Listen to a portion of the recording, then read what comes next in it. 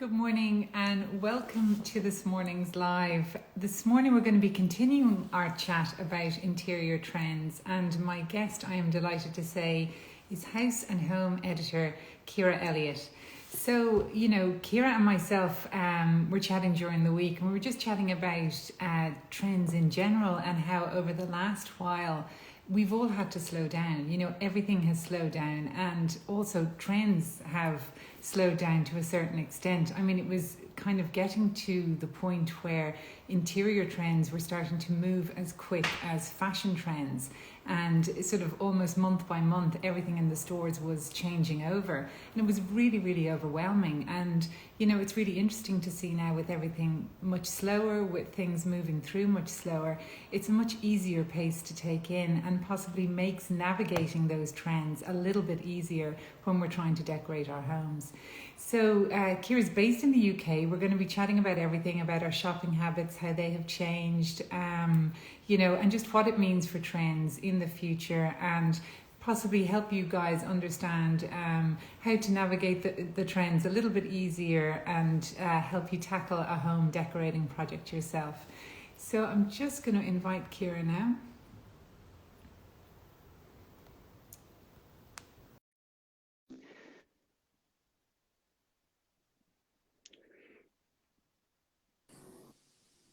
Hi, Ciara. Hi, Good morning. How are good you? morning. How are you? Very good. It looks lovely and sunny there where you Oh, are. It's a beautiful day. it's not really actually. That's just my house. Oh, fab. It's quite overcast. Is it? Because it's But lovely and sunny here. is So, it? yeah. No. Okay. Oh no, lucky you. No, Oh, no, listen, no no, the sun. weather's It's not been been great. rubbish weather. It Yeah. really has. No, it really has. Wild weather. Well, listen, thank you so much for joining me this morning. Really wonderful to have you, and your fabulous insights, because you get to see behind the scenes. You get to see everything before all of us. So really, really fascinating. Oh, well, Thanks thank you so so much. much for having me. There hasn't been No. much behind the scenes, as you might imagine. There's for sure, no, there's been nothing in terms of press events and the Yeah, usual things yeah. that you'd be sharing in those ways. Well, other than on Zoom and things like that. But it has been a funny old year, I think, for all of us. No, But for sure. it's And you're yeah, right. Yeah, the trade shows as well, which we would love to go yes, to. And it's so yeah, wonderful to see, yeah. what people are doing. And just very different when you're trying to do those things online. It's not really the same, because you can't It's fully immerse not the yourself in the same. experience. No, it's not the Yeah. same. But I mean, it has been. I think we've all learned different ways of doing things, and it's been such a interesting year in that way. Hmm. But yes, it's sort of it's a funny year to start editing a magazine in a new job, because obviously there'd be so much more interaction, there'd be so much more meeting people and going to people's houses and everything that Yeah. comes with that. And obviously everything now is on FaceTime and virtual and doing it from afar, but That's that's right. also No, been really good. Yeah, we had a good chat yeah. on Zoom the other day. That was, No, yeah, no, it's great. And so you took over, is it 12 months this ago now? time, this This time time last last year, year. actually, Okay. yes. Yeah, It yeah, was pretty much just, and actually, it was this time last year, wasn't it? Like that, Paddy's Day had been yeah, cancelled and everything. yeah. Literally, it was like, yeah. So I think, like a lot of people, it was, massive shock. Just kind of going, oh, okay, we're back. We're going to do this. We're going to do that. The Ideal Home Show was coming up. All the things that were in place, like Yeah. shoots, and we had all sorts of interesting projects happening, and then everything kind of just Yeah, halted. Yes, so yeah, yeah. so then it was immediately that sort of, okay, what do we do? Should we go to press? Should we, scrabbling around to the last minute and kind of thinking, should it, like, are people going to be buying it, or what should we do? So we did make the call to go to press with that issue, which this time last year, and it amazingly outsold any issue for 10 years. So it was such a good call. Really? Yes. So Wow, even though Ciara. people were in the middle of a pandemic and, Yeah. particularly first time around, it was properly dead, wasn't it? Everything Oh just, my goodness. And so on. There was so much uncertainty. I mean, it was literally day by day back then. You oh didn't my know what was going to goodness, happen next. And it was awful happening times. Yes. everywhere. Yeah. Yeah. Yeah. Yeah. No, and that's fascinating. And I wonder, was it because people were just sort of treating themselves? So they're like, well, I'm going to indulge in this little magazine, and whatever they could. It was looking for those I little think it moments they was, could create. yeah. Yeah. Yeah. Yeah, exactly. Yeah. I Yeah. think, Fabulous. I think, well, I mean, I think what you would, I'm sure, have seen as well is that people are just so connected, with their homes. Ultimately it's where you're cocooning, it's your sanctuary, it's everything right now, isn't it? So, it's that little treat that you pick up in the supermarket, or that you add to your shopping trolley when you're doing an online shop, or, it's kind of, but also it's a treat, but also it's kind of important. It's very important.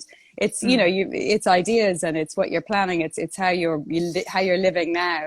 And yes, I guess as well, the fact that lots of magazines didn't go to press. I mean, a lot of the UK magazines just stopped, and they didn't come back for months, Wow. So really, I didn't know that, actually. Yeah, that's interesting. Yes. I guess because, Irish magazines are a lot more lean on their feet. We aren't as dependent on ads. We're very much about our readers. We're very much about sales. We're very much about, talking to our audience. Whereas UK magazines are a lot more tied in with bigger deals and bigger advertising things. So I think there was just huge, the big companies, they just halted. They just didn't have magazines for 3 or 4 months. So, yes, so it was definitely the right call. And then we followed that up. We had a little lull, and then we followed it up. So we've only actually missed one issue. We've been pretty much you were asking about schedules and how we planned it. We're pretty much back on schedule now. Great. It's fantastic. It's brilliant. And so, you're sort of bringing your own twist to the whole thing. So what are your plans then? And have they changed? Did you go into this with one idea and now you have a completely different vision for where you want to take the magazine? Or to be honest, I have always I worked for the same company, 256 Media, which was then Diffin when I worked there. I worked there years ago, 10 years ago actually, and I was an editor of a Bridal magazine. So I know the company really well, and I know my boss so well, and I always loved the magazine. I mean, it's such a, so the answer to your question is no, I would not be changing it. I'm not trying to come in and do a whole it needs a whole new look, it needs a whole new revamp, it has such a loyal readership. Yeah, it's a wonderful magazine. It really is. Yeah. It just has a really lovely mix of high and low, and it's really attainable. There's always really easy price points, but then if you want to stretch yourself and have a dream of a bigger project or scheme, there's that as well. So it's very much a kind of a magazine that touches, that is at the heart of the way a lot of people think about their homes, as in we're not sort of divided into price points always. Sometimes we're a bit fluid, aren't we? We're like high low. It's like fashion. It's like, you might aspire to a Chanel handbag, but you might shop in Zara, or you save up for something, and we're basically, I would say the reader of House and Home is not averse to Gloucester and Green and Tiger and those lovely, beautiful, simple shops, but then they're just as comfortable walking into Brown Thomas, and they absolutely are doing gorgeous extensions and gorgeous projects, but they're mixing high and low. Yeah, and it's so important. And I think that whole thing that it is accessible, and there's so much in it. In every single issue, there's always something you can take away, which I love. It's quite broad as well. It's not just honing in on one particular thing. So it's really fantastic. It has a really strong ratio of ads to editorial. So I've never actually, every other magazine I've worked on has way more ads than editorial, but in House and Home, there's there's a lovely balance. It's not chock full just of ads. You know what I mean? It's I think it's maximum 40-60, if not 30-70% ads to editorial. So that's a really healthy mix. Yeah. No, it comes across because there is that lovely balance. It's wonderful. So you hope No, sorry, go on. Oh no, I just think it's really important that people feel they're getting the bang for their buck. It's you want people to have a really good read and put it down, come back to it, have another good read. I think it's really important as well to have, obviously I'm an incredibly visual person, so it's very much about the pictures for me. And actually that's same with fashion, same with houses. It's all about the pictures for me. So, has to be a gore. I see people ripping pages out, creating their own mood boards at home, and, then backing that up with our social media and conversing with us. We're quite an open media forum as well. I think we're very much about listening to our readers and feeding back with houses that we see that people use our hashtag, and then we look at our hashtag and we can see the houses. So it's very collaborative, I'd say, with our readers. Yeah, no, it feels that way. It really Mm. does. It feels quite intimate in a way, and you can definitely interact really easily. So it's really lovely. No, it's really, really lovely. And then, Ciara, so you've been in magazines for so long. Do you think being a magazine editor has helped you hone and develop your own interior style, or is it something you've always loved, or how do you think that's evolved? Oh, absolutely. I've been so lucky, well, in the latter years as well, to be working in interiors because I used to work in fashion, although fashion Hmm. does inform interiors without a Yeah, doubt. sure. Yeah. But so when I had my first house, I, well, it was in Dublin as well at the time. So that was 10, 12 years ago. There really it wasn't as mature the market now as it is at all. I mean, there just wasn't the stuff available or the ideas or the, just the breadth of things that we could do and achieve. And I suppose as well, it was before social media, which has really helped give everybody that sort of opening to ideas and seeing what other people are doing. So being a magazine editor has absolutely helped me because so I went from fashion into I did bridal for a while and then I went into I edited a magazine called Essential Kitchens, Bathrooms and Bedrooms. So very high-end kitchens, like really beautiful projects. It's like the #1 kitchens magazine in the UK. And it was, gorgeous houses, like beautiful houses. So I was really exposed to all that as well as the most gorgeous new technology and everything coming out in bathrooms and just that. But then also, I suppose, from a pragmatic point of view, doing my own house, I didn't have that kind of budget. So while I was looking at these beautiful schemes and these beautiful ideas, I was also probably like the house and home reader. I was like, actually, I love this stuff. I really aspire to this. I really love it. But how can I do it myself? Within my budget, and we did have a healthy budget. We sold a bit of our garden actually when we bought our house in order to do the renovation. Wonderful. So we bought our house. Typically, I'm sure you've come across this a lot, Denise, when someone, you find a house, you fall in love with it, you're like, oh, gorgeous. Like we've been looking for ages. It was like, love it, love the garden, absolute tumbling down mess. No problem. We can sort that out. Yes. I'm quite good with paint. We'll be fine. And honestly, it all needed to come down to bare bones. Everything needed doing. Yeah. So it was literally, we had to sit for about 6 months with that terrible feeling of like, we've spent all our money and we've got half a house, like we've literally got bits of the house had to be just boarded up. We had to make it habitable and then it wasn't finished. So then we had decent garden and we suddenly just kind of clicked. We were like, hang on.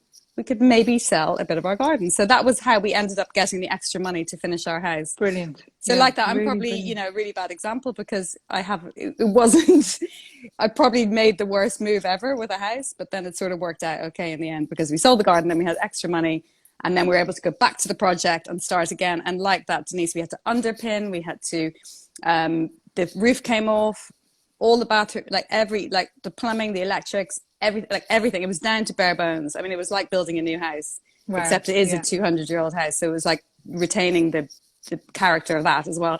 Yeah. So, but no, it was fantastic. And it was fantastic working in the magazine at the time because obviously, it's just the insight, just being able to chat to someone, bring someone up and say, what do you think of this? What do you, is that okay? Is that quote good? So yeah, absolutely. Also friends though. I think anyone who does a renovation, will probably be clicking in with other friends doing similar, because that's really, isn't it, so much about word of mouth and so much, particularly wherever you are in terms of finding good tradespeople and experienced everything from electricians to plumbers to plasterers to, all that. There's just so much involved. Oh, huge amount. And you're so right. Getting recommendations is so important. And something we'd say as well, make sure you're getting recommendations from people who have the same standards as you, because it's funny, we would come up against this a lot where somebody says, oh, that plumber or that tiler is amazing. And their their attention to detail is just not what the person who's looking for the tiler, it's not the same at all. And they're just not happy. So yeah, it's really important. Go see the work if at all possible. But definitely recommendations are vital, and talking to people about their experience as well. So yeah, important. Absolutely. We ended up we had 3 or 4 different quotes and all massively varying, really, very much. Yeah, and hard to get your head around why is that so different to that? And, Yeah. And in the end, we went with the most expensive quote because we realized they were we literally went around people's houses and looked to see what all the different Wow. projects, Yeah. all Yeah. the different things. But the guys who were they were really the most experienced. Essentially, they were actually, they had, everything was included. Everything was included. It was all Yes. like properly Exactly. backed up. It was Yeah. probably a bit Yeah. like your company, like you just do everything. So everything was, they were going to manage all the bits and Everything. pieces, Yeah. everything that needs to be done. Yes. Mm-hmm. And yes, so we had an architect as well. And yeah, we managed to stay in budget. The things we went over budget with were things like just you go up to the attic and you realize, okay, hang on, it's going to be another, while the builders are up there, it's going to be, say, €1,000 to put the boards down and make that Yeah. usable. So let's do that, or that we have a little cellar. And we went, you go down there and then you realize it's another €1,000 or whatever to make that watertight. And, you may as well do it while you're doing it. Or there were things like we had to put scaffolding up around the house. And then while the scaffolding was up, we did some things because obviously putting scaffolding up is such a Getting pain it in the back neck. So you again. may as well No, just do it. exactly. So Yeah. like that, Yeah. we did go over budget, but it was, so we ate into our kitchen budget, which we can get to in a while if you want, because that's interesting. Because ultimately, being at the time, a kitchens magazine editor, I was all about the kitchen. And at the end of the day, I had nothing left for the kitchen. So Really, Ciara, that's nothing. yeah. Literally, we came to the end, and it was like we already had, sort of, we're already paying back, what we had, what we had borrowed and what we had scraped together. And then it was, I think we had about €1,500 left, and that was to do our whole kitchen. Wow. Oh my goodness. But it's such an interesting point because I think, it's again something we would come up against a lot. First of all, your point about the builder and going with the most expensive. That's a really good point because often when people see quotes, that's the reason they're more expensive. Everything's included, and that is what you want. You want to be 100% sure that everything is going to be included.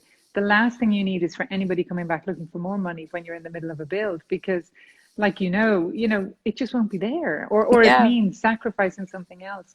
But also that you're in a position, you see, if you're suddenly, like we moved out, so we were renting for the 9 months that we were having the house done. So you're also in a position, you if someone comes back to you and says, you got to do this, you got to do that, and you can't do it. Well, you can't. You are on your own schedule. Oh yeah. And you have small children, and you have to think about them, and this can be a real challenge when you're doing a renovation, because also you're coming across everything for the first time, right? So obviously not for you, because this is your job, but most people you're only going to do this once or twice in your life. And, you really need to be working with people who know what they're doing.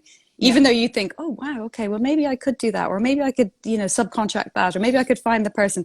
The reality is you're not going to know, no matter how much you know. And I was right there with all the knowledge around me. But the big caveat for us was that we were building an annex for Ben's mum, my husband's mum. So we had to make sure it wasn't just us as a family that had to be back in the house. We also had to make sure we created a beautiful space for her.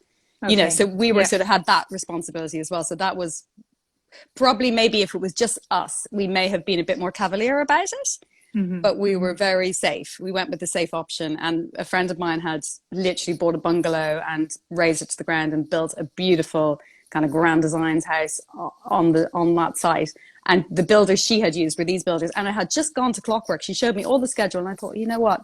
This is going to be really straightforward. And it was, actually. And even now, like 2 years later, they will come back.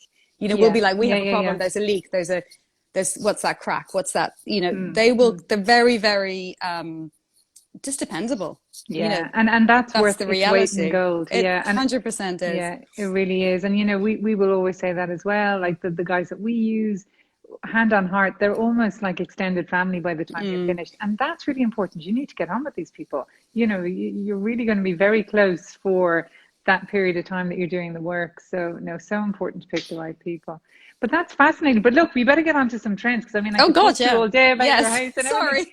So no, but I suppose like the kitchen is fascinating. Yes. So do you think that you were more comfortable leaving that because you felt you had more knowledge around that, and maybe you could take what you knew and adapt it? Or? Well, it was more like we just didn't have it. So we couldn't do it. We had employed a kitchen designer and we had the ideas of exactly what we wanted, and we had the layout put in. So the builders had put in the layout to what we had on spec.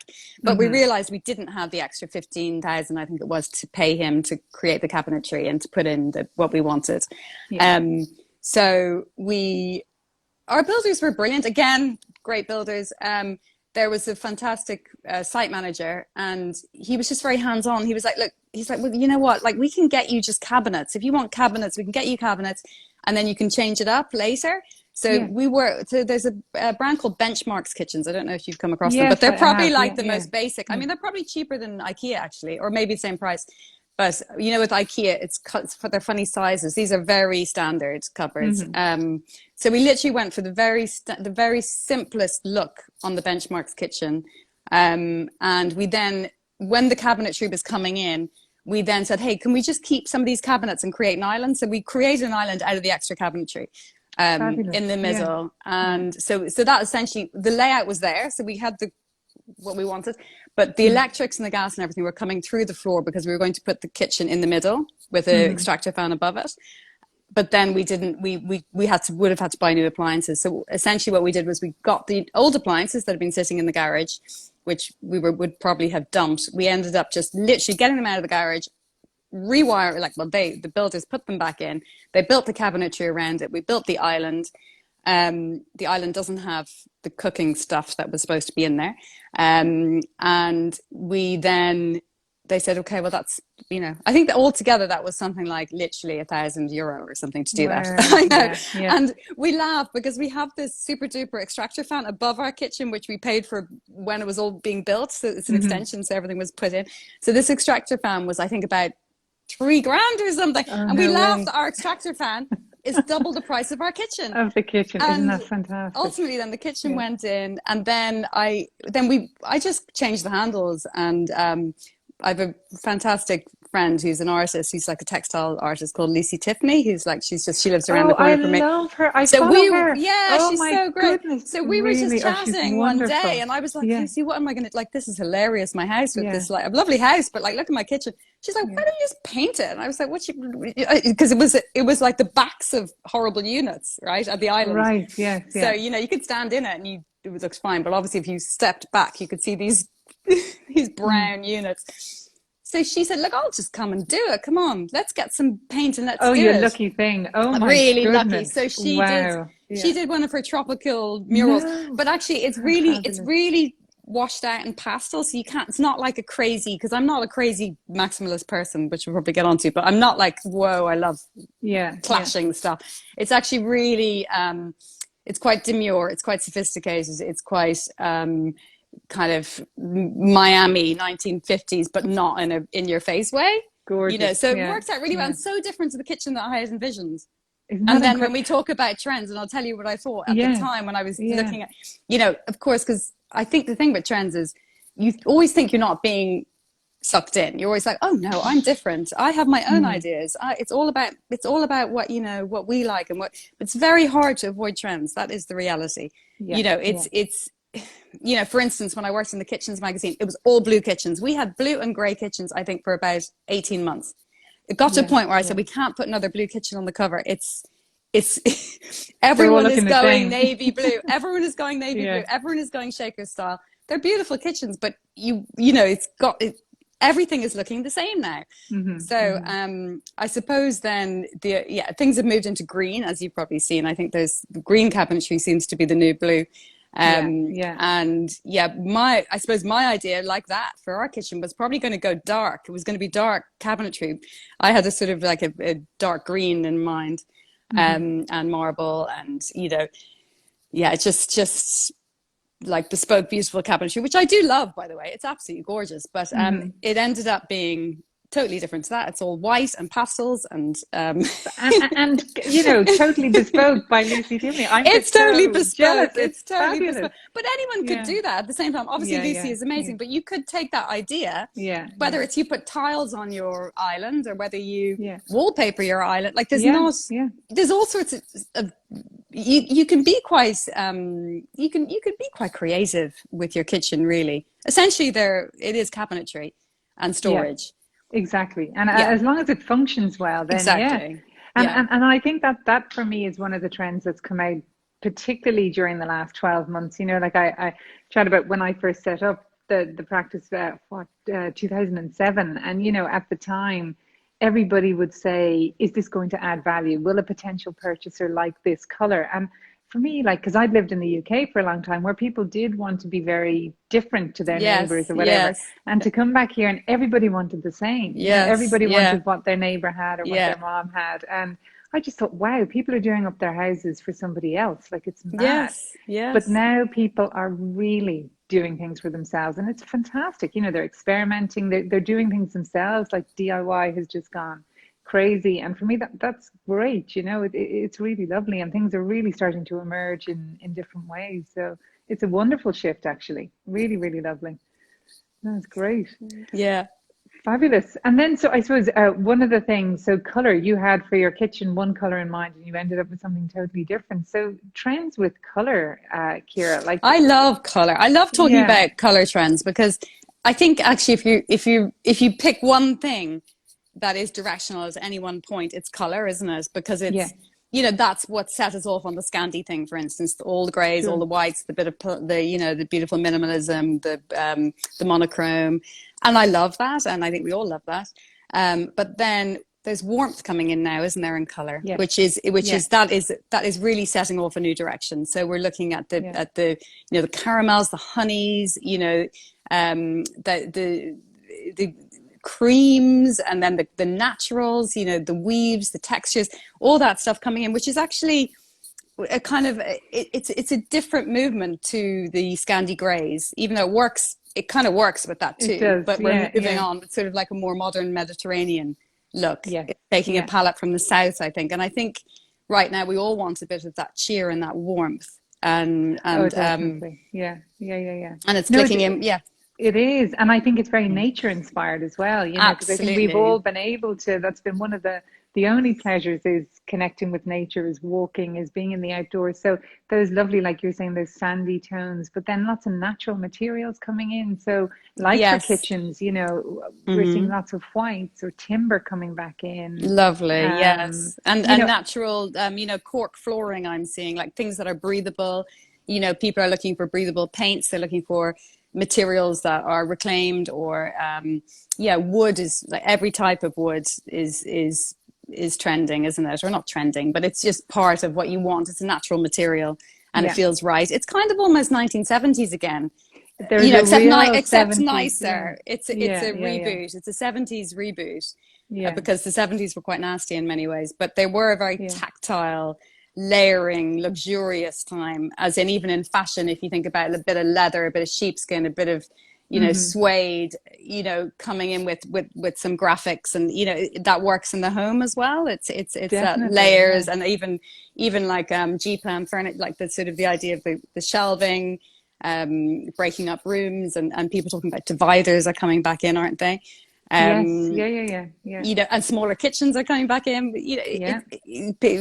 That sort of broken plan living above the open plan living, which we've seen a lot now with lockdown, and people realizing that these massive spaces are just, Oh, but we really need to difficult. find, Yeah. Yeah. there's a reason that we look for small spaces as well. There's a reason we look for, it feels cozy and comforting, and, like a Mm. nice little small cubbyhole office, or a small bedroom, or even a small little den for the kids, or a Hmm. snug for the TV.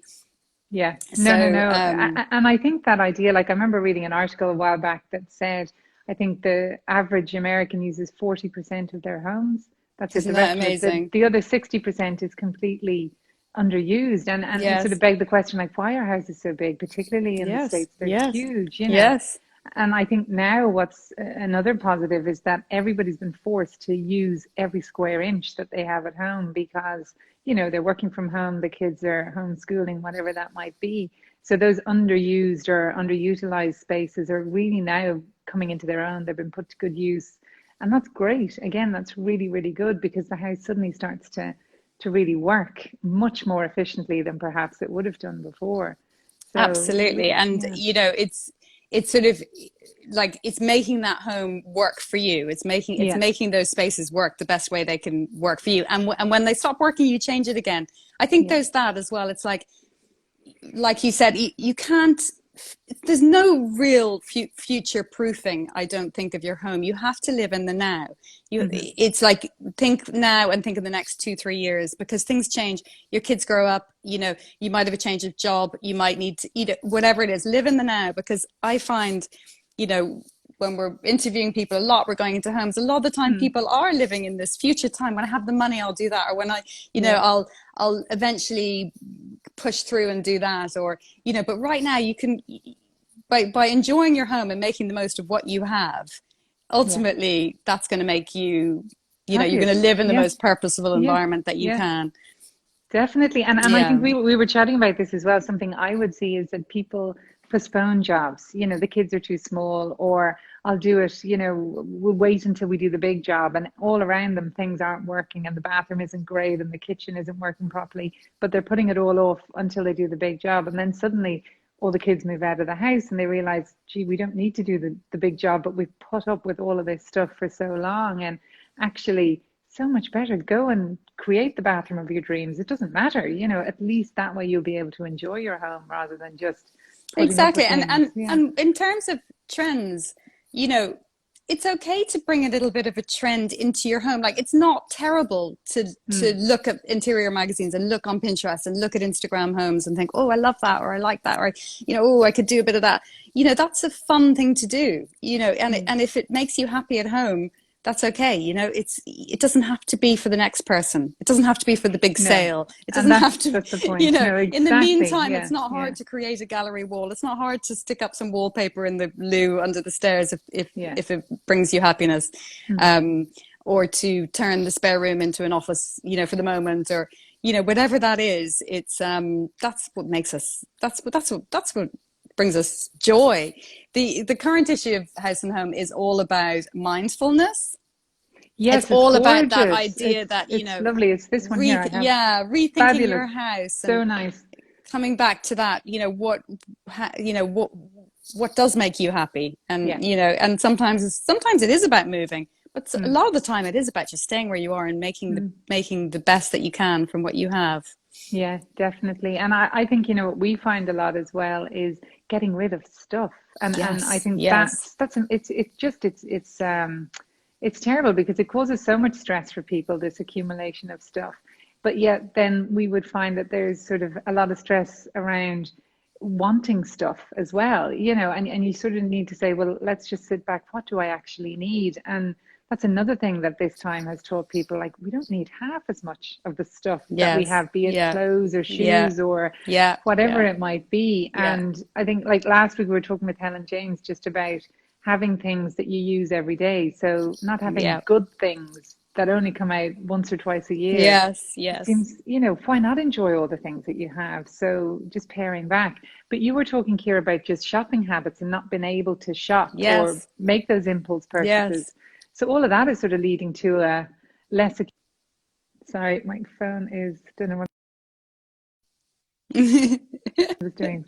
Yeah, maybe just the fact that we can't make those impulse purchases is stopping all of that. Absolutely. Yeah, and I love that kind of, which is such a Helen James idea, that considered home idea, which is obviously always, you know, been at the heart of what she does. And I think most of us are really clicking into that right now. It's like, it's like, what do you want to have around you every day? What, you know, just paring back. And then once you pare back and you know, get rid and clear and literally going into your bookcase and like literally taking the books out that you don't need anymore. You know, I know that's really hard for people, but you don't need all those paperbacks and you don't need all those travel guides from, you know, 2005 or whatever. You know, it's decluttering is one of my favorite things. Me too. Because it's therapeutic. Makes it you is. Feel so decluttering, moving furniture around, moving things around, and then kind of that thing of, ooh, okay, now maybe I could buy a nice plant, or maybe I could put a little small bookshelf in there. That'd be nice. Or, ooh, maybe I should get a carpenter in and put something in there and take out that. So, you know, it really is therapeutic, actually, and the less sort of running around on a Saturday that we're sort of in town and grabbing things and sort of, oh, well, people over for lunch, I'll get a new tablecloth, I'll buy this, do that. The less of that going on, I think, means that we are sort of thinking about, checking out eBay. I really want a vintage tablecloth. You know what I really love is maybe I'll have a look to see if that comes up on Facebook Marketplace, or want a mid-century sideboard, or whatever it is. It's looking and kind of pinpointing and then filling that gap. And that's really satisfying. That's really satisfying. Definitely. When that happens. No, it is. Or better yet, discovering things you'd completely forgotten about. Oh yes. My God, why are we not using that? Yes, light those candles. Get those smelly candles out of the drawer and light them. You forget to use the good stuff, don't you? And then when the charity shops open back up and you go into the charity, I always think this when I'm in a charity shop and looking at this beautiful set of china or something, which obviously has been sitting in someone's cupboard, and then they did a house clearance and they were probably in that cupboard possibly half that person's lives and didn't come out because they're all perfect, and then they end up in a charity shop. I know, and you think terrible. So if you buy that china and bring it home, use it, you use it every day. Put the kids' tea on it, and just I think it's very much about using objects, or else get rid if they're not purposeful, they're not serving any purpose. Exactly. And I mean, if they're very valuable and you're frightened, or if they're decorative, that's different. Display them so you can enjoy them, because it's otherwise it's just a waste, and it is just taking up valuable space that could be put to better use. So definitely fabulous. Well, Ciara, look, we've taken up so much of your time. Just to finish on you've got the inside track. Anything you have got your eye on for the coming year? Any trend that you're particularly excited about, or you're tempted to introduce? I love the kind of jolly lad, the kind of the ugly, beautiful stuff, like which you see coming in, like H&M, for instance, have these swan kind of vases, and the glug. I love a glug jug, but they have a similar glug jug, and some people hate them. Some people think it's really marmitey. They think, oh God, that's kind of granny and disgusting. I love that stuff. So, I will be scouring when the charity shops open back up. I'll be looking for like those Matilda Goad type lampshades, and, this kind of pooky lighting, they're sort of like decorative, but kind of old-fashioned decorative, which hasn't really been in fashion for a long time, but I think it's coming back in, like tassels and swags. Almost and Parisian or something, Parisian 60s, or I don't know what's in my head, but sounds fabulous. Yeah. But it, I think that's another point, and actually something we chatted about, this idea of letting your home evolve.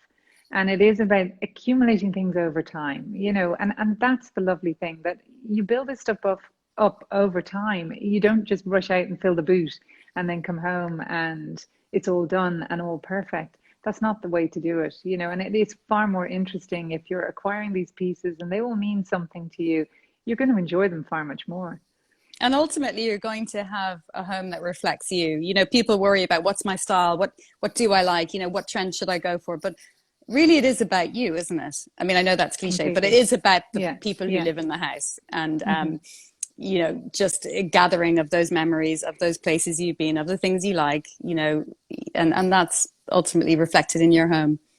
Yeah, definitely. No, wonderful.